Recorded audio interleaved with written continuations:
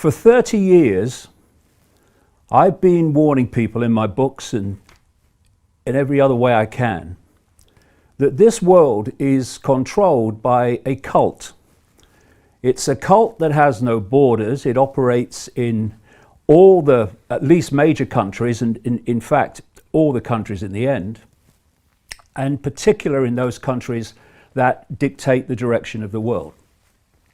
So the cult will be at the core of the system in China. It will be at the core of the system in America, etc., etc., etc. And so what have I said in this 30 years that this cult wants?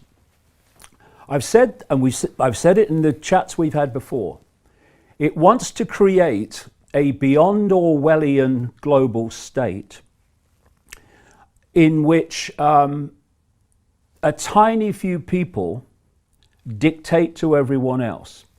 I've referred to this as the Hunger Games society. And you can picture the structure very clearly. Picture a pyramid. At the top of the pyramid, you've got a tiny few enormously wealthy people that actually are connected to this cult. We now have a name for them. We call them the 1%. At the bottom of this pyramid in the Hunger Games society is basically the rest of humanity that is dependent upon the 1%.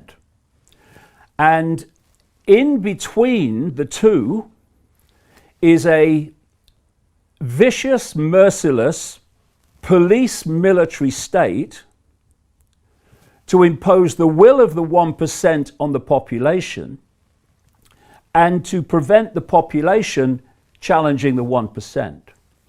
And this Hunger Games society is not classic fascism, it's not classic communism, although the outcome in terms of tyranny is the same. It is a technocracy.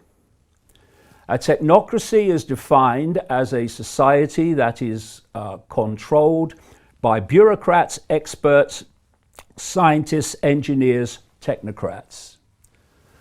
And the ability of that situation to happen is through smart technology and AI.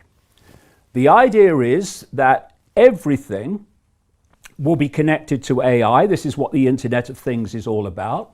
And if you listen to the crazies in Silicon Valley, they're telling you that in the period around 2030, a year that keeps coming up from all directions, we will have a situation where the human brain will start to be connected to AI. And thus, whoever controls AI will be connecting and driving the perceptions of humanity. And that can be done from a central point through this smart grid, global smart grid. So that's the structure that they want. They also want a society completely cashless, where everything is digital money, a single one world currency, which will be run through this smart grid. Now, in the same 30 years, I've been saying there are two major techniques that are being used to bring about that situation. One, I've called since the 1990s problem, reaction, solution, where you covertly create a problem, you use the unquestioning, pathetic mainstream media to tell the public the version of the problem you want them to believe. And you're looking at stage two, the reaction, for fear, that's the currency of control, outrage, whatever the problem is, and either a demand from the public that something must be done, or at least an acceptance from the public that things need to change because of the problem. And at that point, those who've created the problem got that reaction openly in changes in society, offer the solutions to the problems they have themselves covertly created. And those changes, step by step, take us further and further to that Hunger Games society.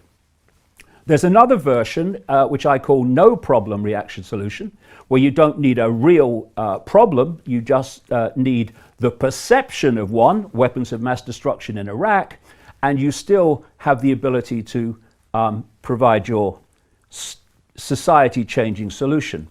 The stablemate of problem reaction solution is what I call the totalitarian tiptoe, where you start at A and you know you're going to Z, but you know if you go in too big a leap, people will look up from the game show and the latest Simon Cowell and say, what's going on? What's going on? Because the change is so great.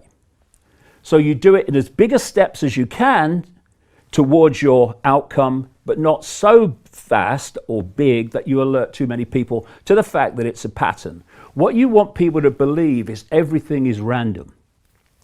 And I have this other phrase which relates to all this: know the outcome and you'll see the journey. If you don't know where this world is being taken by this cult, then everything seems random. Coronavirus, random.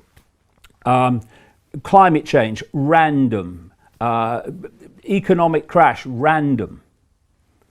But when you know where we're being taken, you know the outcome, this Hunger Games structure society, now the apparently random events become clear stepping stones to that outcome.